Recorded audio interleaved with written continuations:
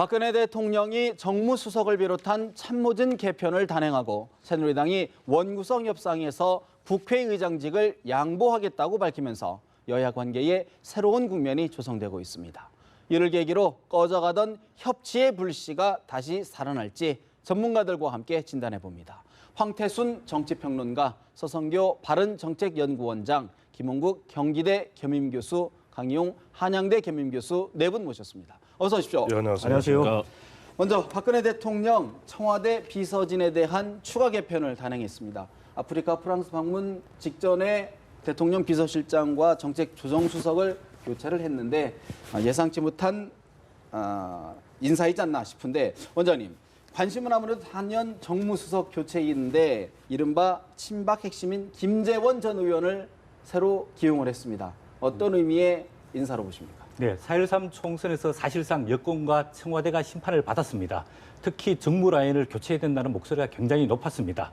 그동안 적임자를 찾지 못하는 가운데 때가 되면은 정무수석을 그리고 정무 라인들을 개편할 것이라는 계속 이야기가 떠돌고 있었습니다. 조금 때가 늦었지만은 정무 라인의 책임을 물어서 개편한 것은 상당히 바람직스럽다고 보여지고 있고요. 특히 이제 내일이면 아무래도 국회의장 선출되고 원구성이 시작될 텐데, 그렇죠. 20대 국회 출범에 맞춰서 청와대 정무 라인을 개편했다는 것은 상당한 의미가 있다고 보여집니다. 예. 이번 20대 국회는 여소야대 국회, 또 3당 체제입니다. 상당히 청와대와 또 여당과 야당 간의 대화와 소통, 또 협치가 굉장히 필요한데, 이럴 때 김재원 신임 정무수석으로 교체한 것은 상당히 의미가 있다고 보여지고 있고요. 있다. 또 김재원 신임 정무수석은 재선 의원을 지냈고 또 친박 핵심 의원으로 박근혜 대통령의 국정 운영 철학, 또 국정 운영 방식에 대해서 너무나 잘 알고 있기 때문에 상당히 역할을 할 것으로 보여집니다. 다만 아쉬운 거는 일방적 청와대 입장을 국회에 전달하는 일방향 소통보다는 국회 이야기, 또 민심을 가감없이 듣고 대통령한테 보고하고 이렇게 쌍방형 소통의 역할을 제대로 하는 게 아마 이 청와대와 여야 20대 국회를 원만하게 협치 구조로 만들어 나갈 필요가 있다고 보여집니다. 사실 11개월에 만에 물러난 현기환 전 정무수석도 친박의 핵심이라고 꼽을 수 있는데 어떻게 보십니까?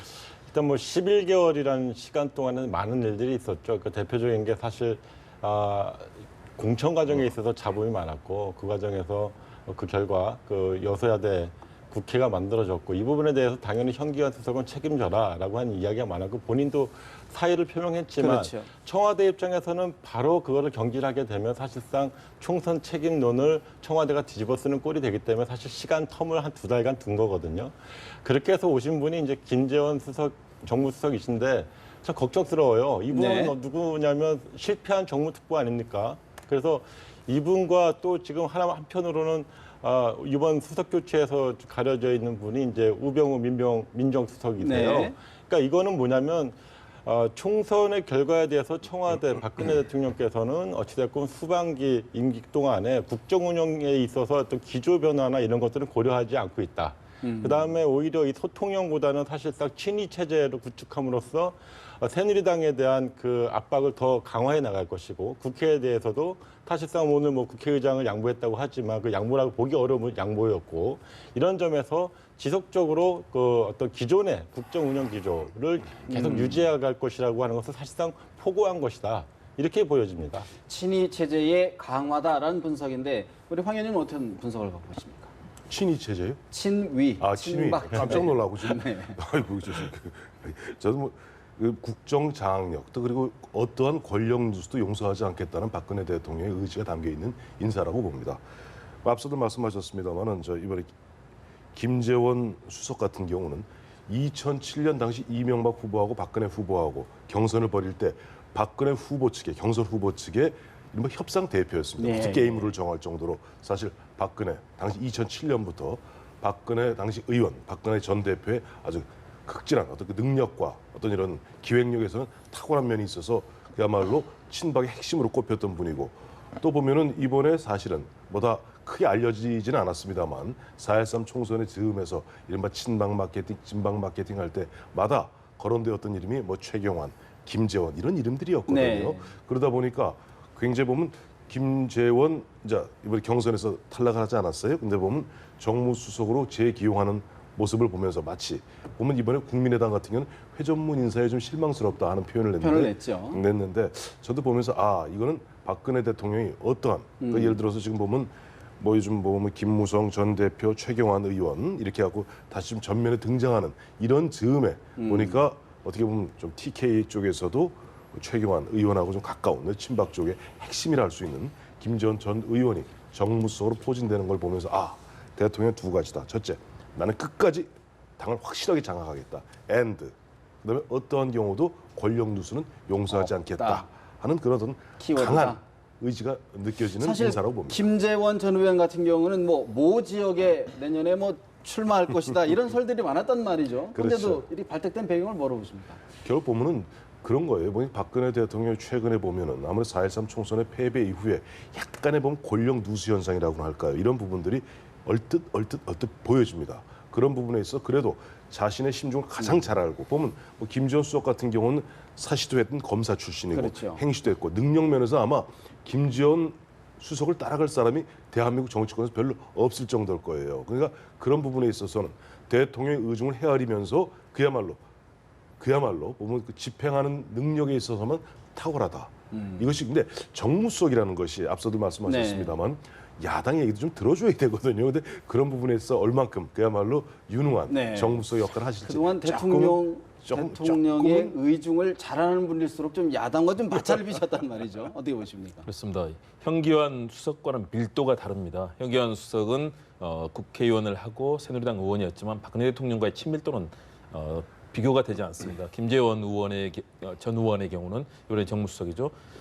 대통령의 비서실장을 지냈었고요. 또 말씀하신 대로 경선에서부터 거의 박근혜 대통령으로 따지면 거의 신봉자나 다름없을 정도로 아주 밀착된 그런 관계입니다. 그래서 대통령의 심기 경호를 하지 않겠느냐. 사실 그런 걱정을 하시는 분들도 많이 있었습니다. 그동안에 보여줬던 것들은 치밀하고 전략적이고 또 검사 출신으로서 단호함도 있었고요. 그래서 그 능력은 분명히 평가를 받습니다. 그러나 그런 부분 때문에 도리어 정치의 성격보다는 정치의 이 구조를 잘못 만들 가능성에 대한 우려를 하고 있는 겁니다. 도리어 조금 전에 그런 말씀하셨지만 야당의 이 얘기를 들어주고 야당이 고민하는 것들 그리고 국민들이 고통받고 있는 이 민생의 아픔에서 과연 어떤 것들이 필요한지를 직접 국민들의 얘기 듣고 야당의 얘기를 듣고 또 그동안의 당청 관계가 얼마나 힘들었습니까? 그렇다면 여당 내 이야기도 가감없이 같이 전달하면서 이 상황을 바꿔줘야 되는 것이 지금의 정무수석의 역할인데 만일의 경우 정말로 친위 체제로 계속해서 갈 가능성이 높아진 거죠. 그대로 간다면은 사실은 박근혜 대통령이 더 국정에 있어서 더 어려움을 겪을 가능성이 커지기 때문에 저는 이번이 상당히 좀 암울한 전조 비슷한 느낌을 받고요. 더군다나 민정수석이 이렇게 계속 자리를 지키게 되는 경우는 사실은 좀 더 국민의 얘기를 듣고 협치하고 또 국회가 20대 국회가 잘 굴러갈 수 있는 가능성을 사실 차단하고 있는 것 아닌가 좀 걱정이 됩니다. 그런데 국회에서는요. 공교롭게도 오늘 정진석 새누리당 원내대표가 전격적으로 국회의장직을 양보하겠다. 그러면서 물꼬를 트겠다 이야기를 했는데 정진석 원내대표의 이야기 잠시 들어볼까요? 집권 여당으로서 국회의장을 맡아서 책임 있는 정치를 구현하겠다는 또 그것이 오랫동안 확립된 국회의 전통과 관례였지만 여소야대라는 4.13 총선의 결과를 그 민의를 받들고 존중하기 위해서는 어느 쪽이 먼저 내려놓지 않으면은 출구를 마련할 수 없다. 일단 그 법사위와 운영위는 의장을 맡지 않은 당이 여당이 맞는 것으로 의견 조율이 좀 돼 있는 상태입니다. 청와대와 이 문제를 긴밀하게 협의한 바가 없습니다. 청와대로부터 어떤 주문을 받은 바도 없고. 정진석 원내대표 교착 상태에 빠진 협상의 돌파구를 마련하겠다. 나부터라도 내려놓지 않으면 찾을 수가 없었다. 그러면서도 청와대와 협의하거나 주문도 없었다. 이런 이야기를 했는데 자 원장님 지금까지 이런 상황 청와대와 어떤 교감이 없었을까요? 어떤 계기가 될까요? 어떻게 보십니까? 상당히 있었다고 봐야 되겠죠. 왜냐하면 정진석 원내대표가 처음에 원내대표 일성으로 민심에 따라서 국회의장은 제1당이 가져가는 게 맞을 수도 있다라는 발언을 했는데 그 이후에 최근에 와서 말이 바뀌었거든요. 책임지는 여당이 국회의장을 가져가야 된다 이렇게 했는데 그 말이 바뀌는 과정에서 청와대로부터의 협의라든지 아니면 당내에서의 요구와 압박이 상당히 있었다고 보여집니다. 늦었지만 다행이라고 보여지고 있고요. 예. 이거는 정진석 원내대표의 정치력의 발휘보다는 8선이고 지금 국회 이번에 당선된 의원들 중에서 최고령인 서청원 이제 국회의원이 본인이 국회의장 계속 하마평에 오르면서 야당으로부터 또 국민으로부터 공격을 받는 공격을 받으니까 네. 서청원 의원의 어떤 용단, 결단에 의해서 20대 국회가 제대로 출범했으면 좋겠다라는 본인의 어떤 결단이 큰 배경이 됐다고 여야협상에서 일단 보여지고 있습니다. 돌파구가 될까요? 어떻게 보십니까? 예, 국회의장이 제일 관건이었기 때문에 국회의장 문제가 해결되면 아마도 새누리당과 국민의당이 부의장을 가져가게 되고요. 그다음에 핵심 그 상임위원회인 예를 들어서 뭐 예결 특별위원장, 그다음 법사위원장, 그다음 운영위원장 이런 부분에서도 새누리당이 한 2개 정도 가져가게 되고 예. 더불어민주당이 가져가게 나머지 또 정무위원회라든지 등등 8대 8대 2의 원구성 비율에 맞춰서 아마도 내일까지가 원구성 마지막 법정 시한인데 예. 내일까지 아마 법을 지키도록 노력하지 않을까 이렇게 보여지고 있습니다. 사실 청와대 개편하고 의장진 양보가 이제 동시에 이루어지다 보니까 뭔가 좀 개운한 맛은 없는 것 같은데 어떻게 보십니까? 그러니까 일단은 국회의장직에 대해서 이제 그 정진석 원내대표가 처음 당선되고 나서 일성을 우리가 기억을 환기할 필요가 있습니다. 뭐냐면 원 구성 전에 복당시키지 않겠다. 이 얘기는 뭐냐면 일당의 지위, 즉 더불어민주당의 일당의 지위를 인정하겠다라는 얘기입니다. 또 그리고 직후에 있었던 의원총회에서 서청원 의원께서 8선이시지만 나는 국회의장직에 미련이 없다. 다 넘겨줘야 된다라고 얘기를 하셨습니다. 그러다가 갑자기 국회의장을 갖고 와야 된다라고 입장이 선회가 되면서 사실 원 구성 협상이 상당히 꼬여 있었던 거죠. 그러니까 다시 정상이 된 겁니다. 정상으로 돌아온 거고 그 과정에서 뭐 양보라는 표현을 쓰는 거는 뭐 이해는 합니다. 그러나 양보가 아니라는 거는 분명히 양보가 아니다. 네, 말씀을 드릴 필요가 있을 것 같고요. 그러니까 일당이 가져가도록 되어 있는 거를 자기가 우겼다가 다시 일단 가져가는 걸 인정하는 걸 어떻게 양보라고 할 수 있습니까? 그럼에도 불구하고 일단 더불어민주당 지도부는 이 부분에 대해서 서청원 의원의 결단에 대해서 높게 평가를 했고 존중을 한다는 이제 논평이 네. 나왔죠. 이런 과정에서 실제로 오늘 청와대 인사와 이거를 같이 볼 것이냐라고 했을 때 저는 뭐 오늘 이런 좀 우연의 일치였다고 저는 봅니다. 그러나 우연의 일치였다. 큰 틀에서는 하나로 모아진다. 뭐냐면 아까 이제 우리가 친위 체제, 친정 체제 구축이라고 얘기했는데 즉 청와대 입장에서는 정무수석과 그다음에 당 대표를 사실상 축으로 해가지고 국회와 당을 장악하겠다는 의도를 갖고 있는 것이고요. 그런 과정에서 새누리당이 지금 사실 미봉 상태이긴 한데 친박과 비박 간의 갈등이 비례로 모여져 있지만 실제로는 국회의장과 오늘 이제 뭐 보수 언론에서도 질타를 했습니다만 국회의장도 친박이 갖고 가고 당대표도 가져가려고 하느냐라고 이제 질타를 맞을 정도로 실제로 국회의장을 욕심내기에는 좀 어려운 그런 예. 여건이었다. 이런 상황에서 요 우연의 일치지만 이런 하나로 모아지는 즉 당대표와 정무수석을 친박이 장악하는 동시에. 예, 이런 구조 하에서 이제 국회의장직을 사실상 양보하게 된 거 아니냐 이렇게 보여집니다. 앞서 보니까 저기 서청원 의원이 이제 최다선인데 최고령은 아닙니다. 네. 최고령은 이제 김종인 의원이 최고령이고 저는 보면 아까 보면 왜 오늘 동시에 순간적으로 이런 일이 탁탁 일어나느냐. 네네네. 저는 보니까 마침 쭉 우리 연합뉴스 이렇게 이제 뜨는 거 기사를 있잖아요. 보면. 기사를 쭉 보니까 그 시간대별로 묘하더라고요. 10시 반에 보니까 속보가 들어온 것이 신임 정무수석의 김재원 교체. 전 예. 의원. 그리고 그 8분 후에 보니까 서청원 의원이 뭐 연설을 통해서 야당이 그래도 원래 야당차 주겠다. 예. 더 이상 난 의장에 출마하지 않겠다. 또 그 한 6, 7분 후에 보니까 정진석 원내대표가 전격적으로 우리 안 하겠다. 다음에 우리 국회의장 뭐 더 이상 욕심 부리지 않겠다라고 얘기하는데 그게 순간적으로 15분 내에 일어난 일이에요. 그래서 저는 문득 보면서 왜 그동안 이렇게 보면 원 구성 협상이 지지부진했던가 답을 찾았어요. 답이 뭡니까? 박근혜 대통령이 부재 중이었던 거예요. 10박 10일 동안 박근혜 대통령은 아프리카, 프랑스 순방 중이었습니다. 그래서 박근혜 대통령이 5월 25일 떠나셔갖고 6월 5일 날 돌아오십니다. 예. 그리고 6월 6일 날 현충일 아침에 나오셨고 그다음에 하루 있다가 오늘 이렇게 얘기가 보면 전격적으로 뭐가 풀리는 거예요. 저는 이런 대목에서는 또 안철수 국민의당 대표하고 박지원 원내대표의 역할을 저는 강조하고 싶어요. 예. 어제 보니까 자유투표하자. 사실은 자유투표하자는 거 정확히 얘기하면 법대로 하자는 얘기입니다. 국회법대로 하자는 얘기. 국회법대로 하면 투표죠. 안철수 대표, 그다음에 박지원 원내대표 말씀이 맞아요. 그거 다 투표를 하게 돼 있어요. 역대 다 투표를 했습니다. 자유투표하자 하고 어떻게 보면 고강도로 압박을 하는 가운데 뭔가 그런 어떻게 보면 남마같이 얽혀 있고 남마같이 얽혔던 것은 사실은 앞서들 말씀하셨습니다마는 새누리당이 처음에는 민의에 따르겠다 하다가도 5월 19일 당시 정의화 예. 의장 그건 보면서 야 이거 의장 놓치면 안 되겠다 한번 또 입장이 뒤바뀌었다가 그 내부에서 정리가 안 되는 가운데 사실 누구도 정리를 못 해줬던 거예요. 매듭을 푼 것이 바로 저는 박근혜 대통령이 귀국하시고 정무수석 바꾸고 그다음에 서청원 전 최고 예. 그 말씀하시고 정진석 원내대표 그 말씀하시고 이게 순간적으로 어떻게 그 일이 15분 내에 한꺼번에 쫙 이어질 수 있겠습니까? 저는 결국 보면은 여권에서 그야말로 정치를 총괄하는 것은 대통령일 수밖에 없죠. 그러니까 대통령이 어떻게 보면 심중이 담겨 있는 어떻게 보면 국회 정상화 과정이라고 봅니다. 그러면 잠깐 지금 서청원 의원의 이야기 자꾸 나오는데 서청원 의원의 이야기 잠시 들어볼까요? 우리가 일당이니까 우리 달라 그런 관행은 없어요. 지금 일부 여야당에서 경선하자. 전 경선하자면 경선하세요. 대신 저는 출마를 안 합니다. 대신 의총에서 빨리 그 문제를 결정하십시오.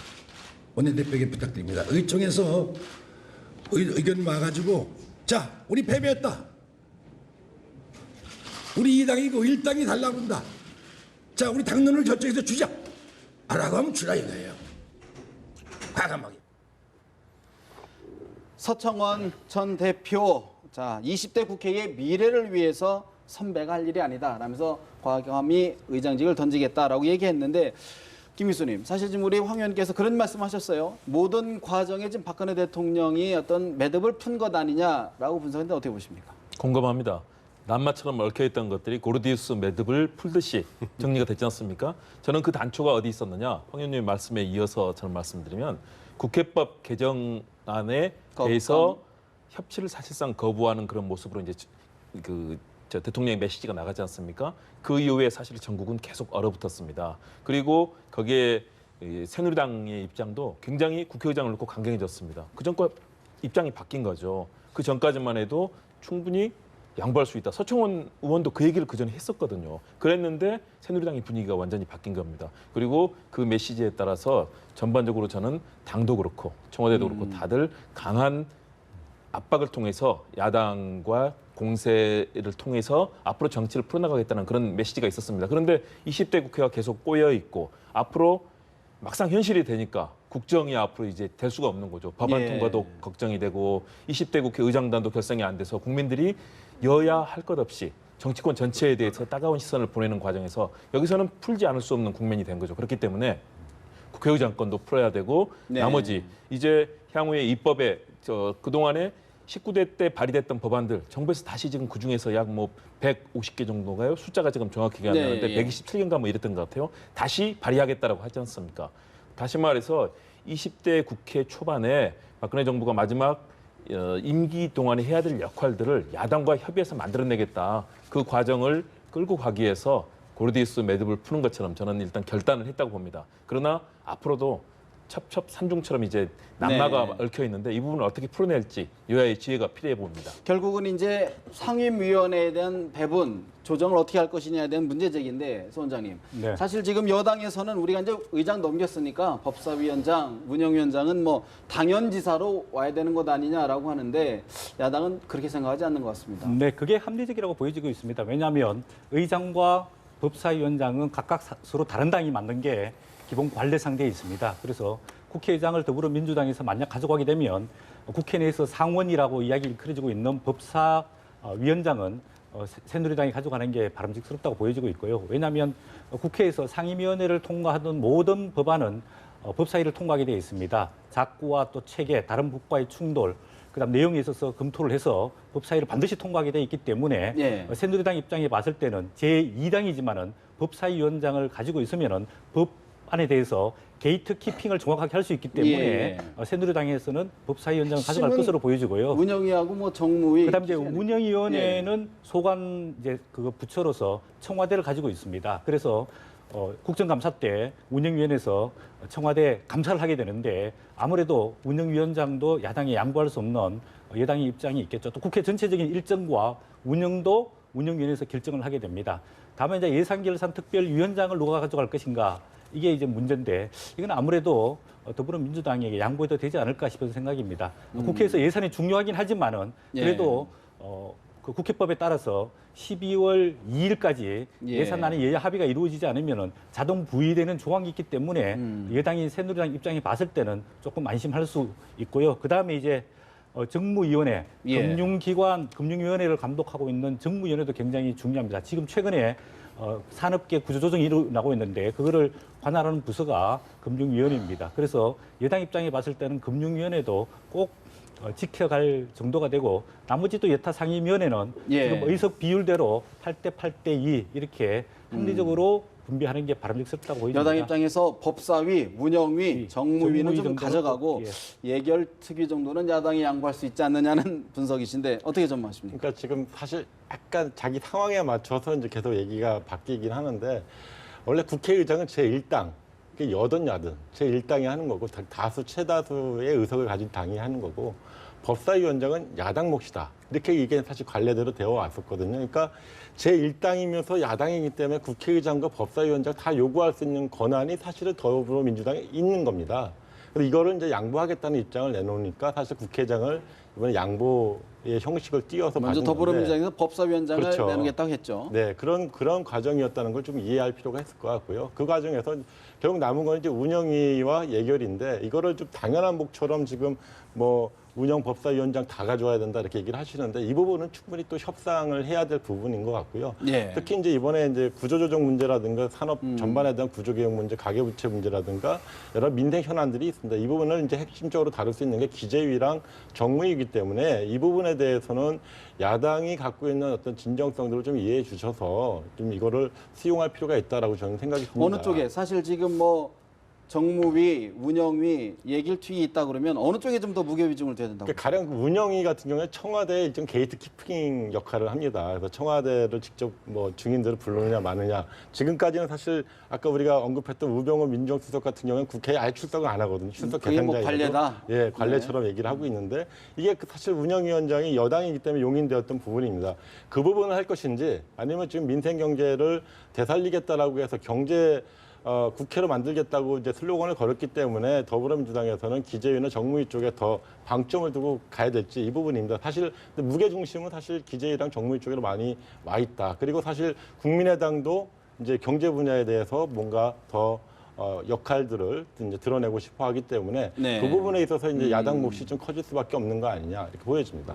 통상 그래 보면 이제 예전 같은 경우는 뭐 법사위, 운영위 할 거 없이 다 여당이 했습니다. 네. 근데 이제 그것이 깨진 것이 98년이에요. DJP 정권이 들었으면서 그게 깨지면서 당시 여당이었던 새정치국민회의에서 다른 건 몰라도 운영위는 우리가 왜? 그런 운영위는 꼭 청와대를 갖다 관장에 두어서가 아니라 호흡이 맞아야 됩니다.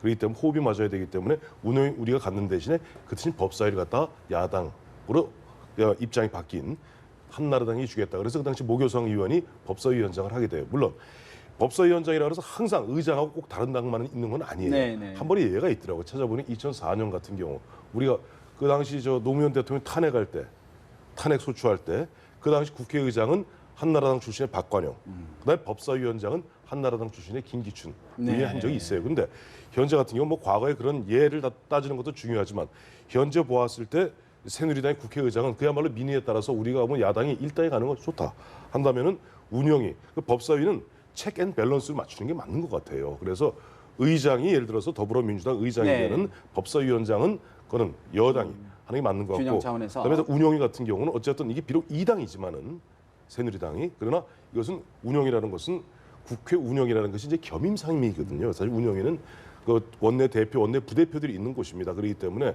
여기에서 청와대 또 보면 정부, 특히 정부죠. 정부하고 네. 이런 어떻게 보면 그런 어떤 균형, 집권 여당으로서의 그런 어떤 네. 역할 이런 것 때문에 운영이 가는 게 맞는 것 같고, 그러면 이제 나머지 남는 것이 핵심이 뭐 예결위하고 기재위, 정무위. 말씀하셨잖아요. 예결위 같은 경우는 그래. 예결위하고 이번에 보니 예결위나 이제 윤리특위 같은 경우는 윤리특위고 윤리는 주겠다고 그랬습니다. 새누리당에서. 주겠어요. 그다음에 예. 예결위 같은 경우도 사실은 그게 1년에 한 번씩 예결위원장이 바뀝니다. 50명인데 그건 이제 그냥 이게 비상설 상임인데 네. 비상설 상임인데 예결위 같은 경우는 어쨌든 뭐 지금 야당이 나름대로 보면은 이 책임감을 갖고 있으니까 예결위 같은 건 충분히 줄 수 저는 있다? 이 야당 줄 수 있는 것 같고, 정무위하고 기재위 같은 경우도 경우에 따라서는 꼭 아니 위원장이 되면 그 위원장이 어느 위원장도 마찬가지입니다. 그 당의 어떤 이익을 갖다 대변하지 않습니다. 벌써 지금 국회의장 문제가 풀리니까 나와주신 분들 얘기도 좀 이렇게 많이 좀 맞춰지는 것 같아요. 근데 어떻게 보십니까? 네. 전반적인 전망을 해주신다면. 이것이 바로 협상의 묘미입니다. 그래서 첫 매듭을 어떻게 푸느냐가 중요한데 일단은 첫 매듭이 잘 풀렸다고 봅니다. 서로 간에 특히 뭐 새누리당에서 국회의장을 꺼낸 것은 저는 강한 협상 전략의 일환이었다라고 보고요. 그렇다면 여기서 풀어야 되는 부분인데 일단은 새누리당이 여당으로서 역할을 하는 부분에 대해서 그동안의 관례가 있고 또 관행이 있고 야당도 충분히 통 큰 양보를 할 수 있다는 그런 입장을 보였기 때문에 네. 저는 법사위와 운영위는 특히 운영위는 청와대와 관련이 됐기 때문에 그동안 박근혜 대통령의 강한 이 드라이브를 보이는 이 정책 이 흐름상 봤을 때는 아무래도 여당이 양보하기는 어려울 것 같습니다. 그렇다면 여당이 그렇게 강한 입장을 갖고 있을 때는 그 부분 양보를 해주고 대신에 예결위와 뭐 기재위 경제민주화가 굉장히 이 시대의 화두 아니겠습니까? 예. 뭐 불평등이라든가 이런 측면에서는 저는 기재위 그리고 국민의당도 캐스팅 보트 역할을 앞으로 중요하게 여기고 있기 때문에 그런 측면에서 뭐 정무위라든가 이런 부분을 서로 나눠서 같이 갖는 것이 바람직할 것 같습니다. 협상의 여지는 얼마든지 있다. 그런 가운데 지금 관심을 모았던 반기문 유엔 사무총장 또 이해찬 전 국무총리 무소속 의원이죠. 회동이 사실 무산이 됐다고 합니다. 여러 불편한 심경들을 좀 내비치고 있는데 이야기를 잠시 들어볼까요? 아마 그 출마 의지를 상당히 굳혀가고 있는 거 아닌가 그런 생각이 들고요. 그런 측면에서 어차피 그 이해찬 총리가 전 총리가 결국은 이제 또 충청도뿐 아니겠어요. 예. 그래서 이제 그 충청 대망론을 또 본인이 말씀하셨다기보다 이제 주변에 있는 분들이 그런 말씀들을 많이 하고 계시니까 하죠. 그 일종의 또 충청도의 상징의 한 분인 이해찬 우리 이제 전번에 그 JP를 만나셨듯이 예. 이해찬 의원이 본인의 대권 출마에 관해서 좀 다른 생각을 하고 있는 것 같아요. 디플로마시 외교관이기 때문에. 새누리당 홍문정 의원 이번 사태에 관전평을 사실 내놓은 셈인데 대권 출마에 대해 좀 다른 생각을 가지고 있는 것 같다 이렇게 이야기를 했습니다. 서 원장님, 네. 회동이 무산된 가장 큰 이유 뭐를 꼽으실 수 있을까요? 일단 이해관계가 맞지 않았다고 보여집니다. 일단 이번 그 회동을 하겠다 또 취소된 거는 벌써 내년 대선 구도에 대한 물밑에서 치열한 경쟁이 벌어지고 있다는 것을 명시적으로 드러냈다고 보여집니다. 이번 회동은 이해찬 전 총리 측이 먼저 제안했다. 아니다. 반기문 유엔 사무총장이 먼저 제안했다. 이렇게 벌써 초반부터 성사되기가 굉장히 어려웠던 일이었고 또 이해찬 총리가 그 교민들 앞에서 네. 외교관 캐릭터로는 대한민국에서 정치인으로 성공할 수가 없다. 이렇게 쉽게 말해서 반기문 유엔 사무총장 대선 출마에 대해서 디스를 분명히 했습니다. 네. 그런 입장이 봤을 때 반기문 유엔 사무총장으로서는 만나서 얻을 실익이 별로 없다고 보여집니다. 예. 반기문 사무총장 입장에 봤을 때는 지난번 5박 6일 방한 기간 동안에 국민 대통합이라는 큰 비전을 던졌지만은 본인이 유엔 사무총장에 당선되도록 도와준 전 노무현 정부, 노무현 대통령과 또 이해찬 전 총리가 당시 총리였는데 총리 또 친노 인사들에 대해서 감사하다라고 표현을 하면서 그 거부감을 상당히 무마할 수 있는 좋은 기회였는데 네. 이런 기회를 활용하지 못하게 됐다는 아쉬움이 있고 또 이해찬 전 총리 입장에 봤을 때는 반기문 유엔 사무총장 대통령감이 아니다. 대통령 예. 출마하지 말라.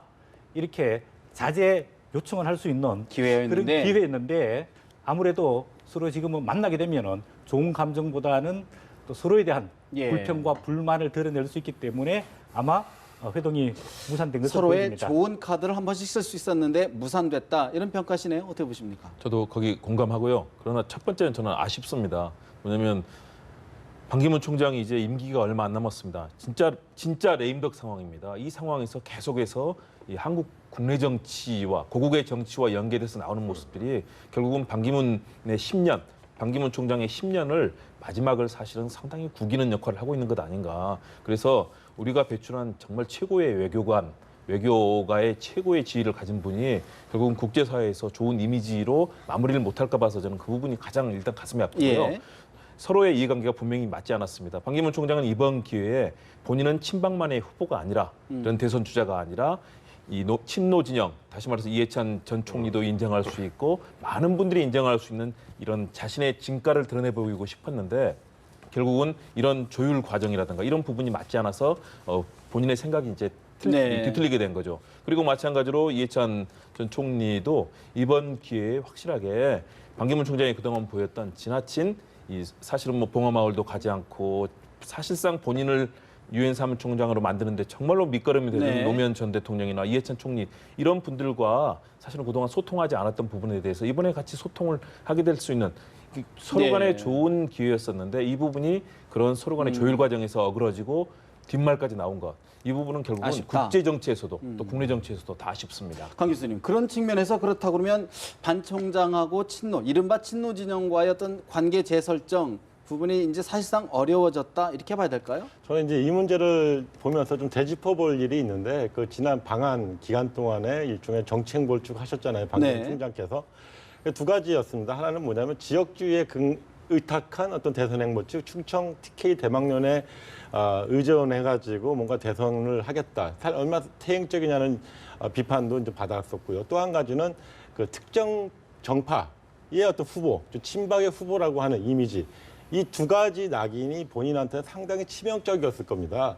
이 부분을 사실 희석시킬 필요가 있었고 그런 정치적 이해관계가 사실상 이해찬 전 총리를 만남으로 해서 네. 일정 정도로 희석시킬 수 있는 계기로 삼고자 했으나 이 부분에 대해서 사실상 좀 의도가 예. 좀 정확하지 않은 거죠. 아까 얘기했듯이 이해관계가 정확히 맞지 않은 것이었는데 사실 비공개냐 공개냐 이건 사실 중요한 문제는 아니거든요. 뭐 비공개였다가 공개였다 비공개할 수도 있고 그런 거기 때문에 그거가 문제가 아니었던 것 같다. 결국에는 이해찬 총리께서 말씀을 하셨던 그런 예. 어떤 적절하지 않다라고 하는 거에 대한 그 불쾌감 이런 것들이 좀 작용한 거 아닌가 그런 싶습니다. 만남을 주선하는 모양새 역시도 40년 외교관 치고는 좀 뭔가 좀 서투른 것 아닌가 하는 느낌도 드는데 어떻게 보십니까? 근데 그래요. 사실 보면은 지난 9년 반 동안 뉴욕을 가는 정치인들은 거의 예외 없이 다가서 반기문 사무총장 면담 신청을 합니다.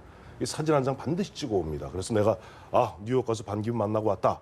이런 식으로 갖다 일단 뭐 의정 보고 있으면 넣고 하거든요.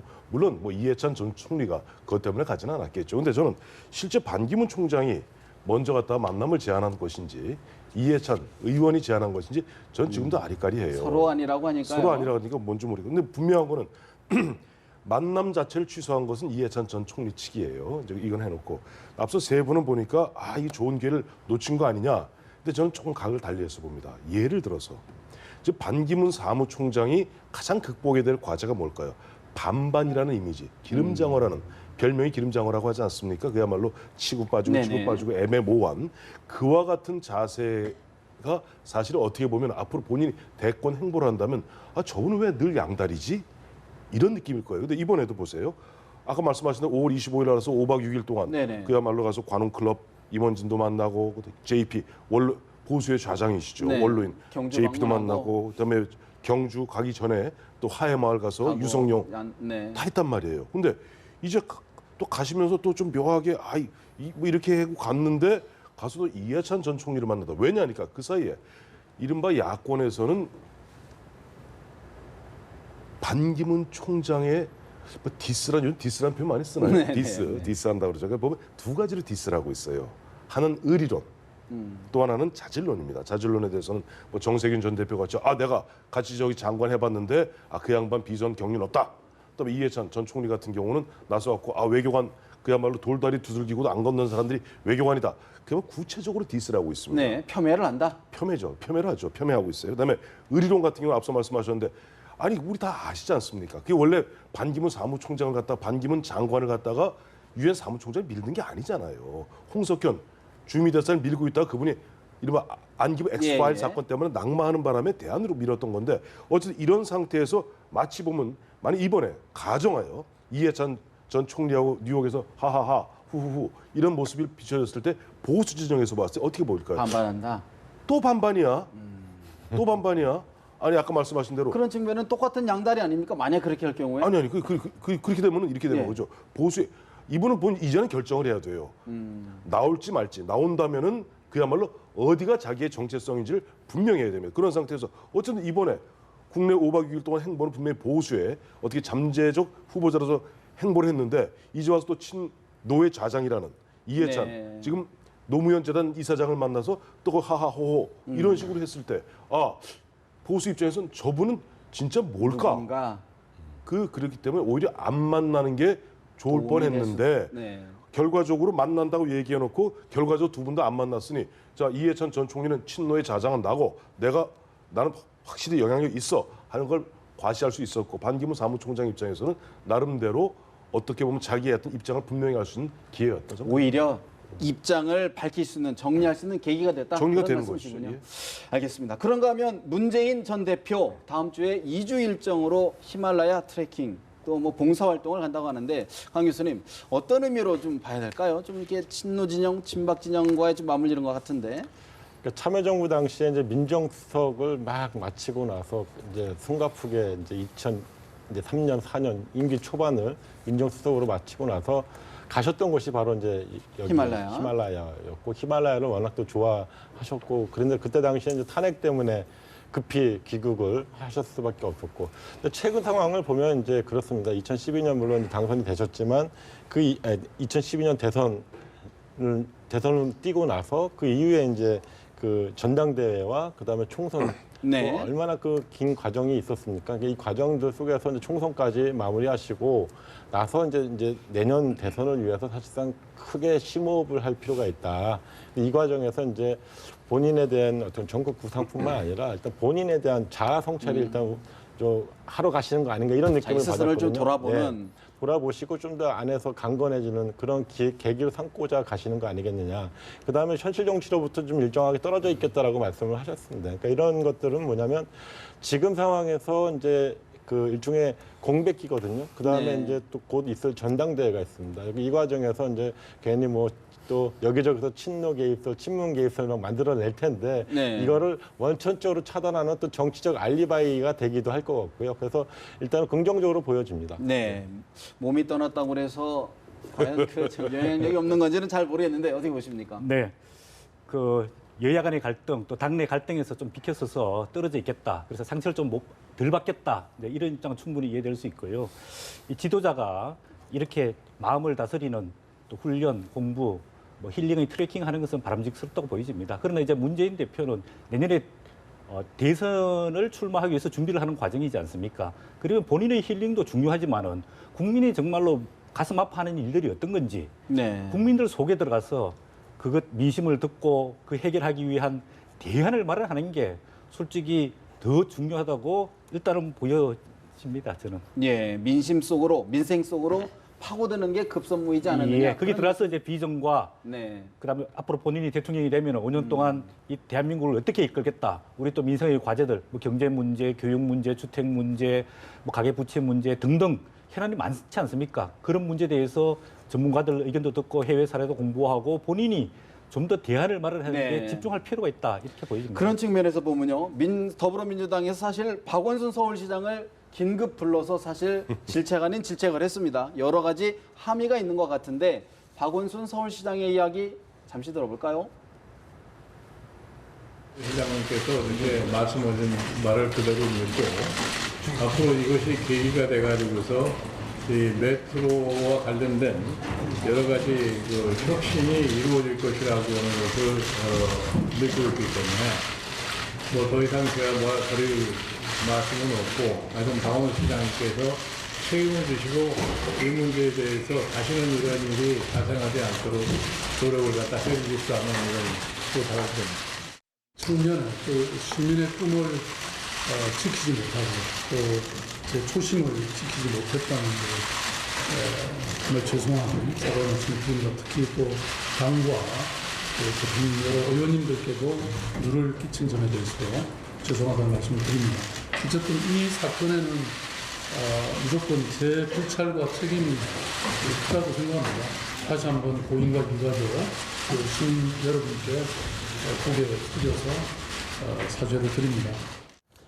서울 지하철 스크린도어 사망 사고 무조건 제 책임이다, 제 불찰이다. 박원순 서울시장이 이렇게 인정을 했는데 김 교수님, 여러 폭선, 여러 의미가 있는 것 같습니다. 지금 뭐 박원순 서울시장한테도 굉장히 큰 타격을 받았다라는 게 일반적인 평가인데 어떻게 보십니까? 맞습니다. 큰 타격을 받았고요. 지금 얼굴 표정도 상당히 초췌해 보이고 아마 밤잠을 못 자고 고민을 했을 겁니다. 청년의 꿈을 앗아간 데 대해서 저의 모든 책임은 저의 이 불찰이고 거기에 대해서 송구하다라고 얘기를 하고 있습니다.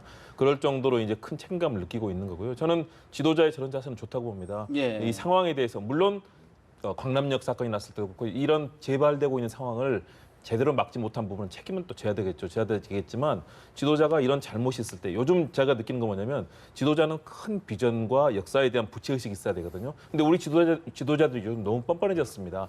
무슨 일이 일어나도 반성하지 않고 국민에게 사죄하는 거를 최근에 제가 본 적이 없습니다. 그래서 이렇게 겸허하게 사죄하고 반성하는 거 대신에 여기에는 또 책임이 따르기 때문에 제대로 된 대책을 내놓고 메피아 문제라든가 이 국민들이 얼마나 안타까워합니까? 이 부분에 대해서 결단력 있게 이번에 메피아 척결하고 거기에 대한 대책들이 항구적으로 나와서 이 청년들의 꿈이 피어날 수 있게 한다면 박원순 시장이 또 다르게 도약할 수 있는 그런 기회가 될 거기 때문에 정말 이번에 참담하게 반성하고 제대로 된 대책을 내놓고 실천했으면 좋겠습니다. 전화 위복의 계기를 삼아야 된다. 그런 말씀이시네요. 이거 사실 그렇죠. 박원순 시장이 벌써 이제 5년째예요. 벌써 2011년 10월에 재보선으로. 시장이 되셨으니까 네. 거의 5년째 지금 보면은 시장으로 역임하고 계시는데 이번에 메피아 문제 나왔을 때 메피아 이제 흔히 메트로 지금 서울 메트로 더하기 마피아를 합쳐 메피아라고 그러죠. 그 메피아 문제 나왔을 때 나는 몰랐다 이런 이야기. 그러면 일단 국민들 입장에서 시민들 입장에서 뭐라고 그러겠습니까?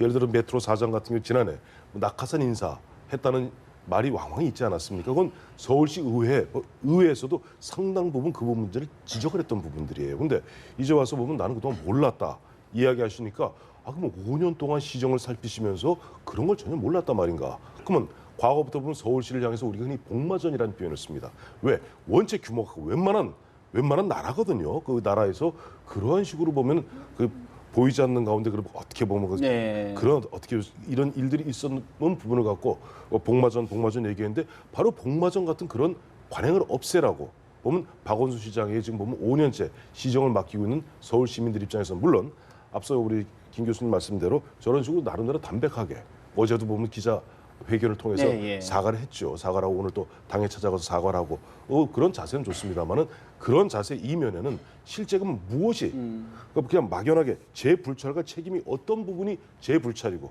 어떤 부분이 제 책임인지 그런 부분에 대해 명쾌한 말씀을 주셔야지 네. 그 부분에 대해서 기자들이 계속 묻고 있는 것이 그러면 지난 5년 동안 뭐 했는가 그 메트로 그러면 낙하산 인사는 어떻게 되었던가 구체적으로 보면 구체적으로 답을 하셔야 됩니다. 이제는 잘못을 빌 단계가 아니라 뭔가를 비전을 그렇죠. 보여줄 때는 그런 따끔한 지적이시네요. 일단 이 문제가 사실 이제 그 유가족 어머니, 그 피해자 어머니께서 말씀하신 개인의 잘못이 아니라는 점, 구조와 시스템의 문제라는 점을 밝혀달라라고 얘기를 했고, 결국엔 구조와 시스템의 문제라고 하는 겁니다. 그리고 그 부분에 대해서 지금 현직 시장이기 때문에 감당해야 될 책임, 그 다음에 앞에 전임 시장에서부터 쭉 이어져 내려오는 그 외주 문제라든가 이런 부분들이 있지만 현직 시장으로서 이 책임을 피하지 않겠다. 그 예. 모든 불찰과 책임에 대해서 내 몫으로 하겠다라고 하는 그런 모습은 이제 지금 최근에 보기 힘들었던 우리나라의 어떤 지도자의 모습이 아니었는가 생각이 들고요. 결국 문제는 내가 책임지겠다가 아니라 결국엔 아까 말씀하셨지만 문제 해결 능력입니다. 그 박원순 시장이 뭐 최근에 5월달에 대권 드라이브 걸고 막 그랬다고 해서 더 좀 한 부분이 없지 않아 있겠지만 결국에는 현장 시정에서 보여주는 문제 해결 능력으로서 다시 시민들은 평가해 주실 거라고 믿고요. 예. 그 점에서 좀 이 상황에 대해서 책임을 감당하겠다라고 하는 부분에 대해서는 좀 예. 평가를 해줘야 되겠다. 더불어민주당 스크린도어 사망 사건 때문에 복잡하다면 새누리당은 동남권 신공항 유치 문제가 사실 뜨거운 감자일 것 같은데 서 원장님 네. 유치전이 부산과 대구 뜨겁다 못해 치열합니다.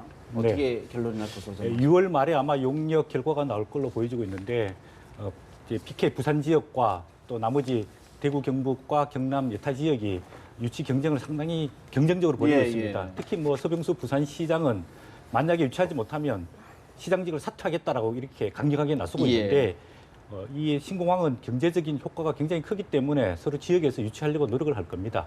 그러나 이 결과가 발표되고 나면 거기에 대해서 승복하는 신사협정이라도 맺어서 이런 지역 갈등, 대립을 해소할 필요가 있다고 보여지는데요. 이 신공항이라는 문제는 단순히 뭐 부산에 가덕도 가느냐, 밀양하느냐 이런 문제가 아니고 국가적인 사업입니다. 예산도 약 10조 이상이 들고요. 예. 또 7, 8년 동안의 공사 기간도 걸립니다. 그렇기 때문에 경제성이라든지 또는 환경 영향 평가라든지 또 접근성이라든지 또 안전성이라든지 전체 국민적인 교통 수요 조사라든지 예. 이걸 종합적으로 판단해서 객관적으로 결정이 되면은 거기에 대해서 승복하는 게 필요하고요. 좀 더 나아가서는 이런 뭐 영남권 신공항 또는 동남권 신공항뿐만 아니라 우리나라에 지금 15개 공항이 있습니다. 네. 그중에서 제대로 운영되고 있는 데는 서너 곳밖에 안 됩니다. 나머지 이런 공항을 국가 전체적으로 활용을 어떻게 할 거냐 이런 문제에 접근하는 게 필요하지 이게 가덕도냐 밀양이냐 네. PK냐 TK냐 이런 정치적인 싸움이 잘못 불거지다 보면 내년 대선까지 크게 정치적으로 악영향을 네. 끼칠 수 있기 때문에 이거는 타당성 평가의 예. 결과에 승복하는 게 필요하다고 보입니다. 객관적으로 국책 사업을 결정하자 참 원론적인 지나가신 말씀인데 영남권 상황은 그렇게 녹록지가 않은 것처럼 보이는데 어떻게 보십니까? 녹록지 않습니다. 정말 일촉즉발의 위기, 뭐 밀란을 일으키겠다는 그런 목소리까지 나오지 않습니까?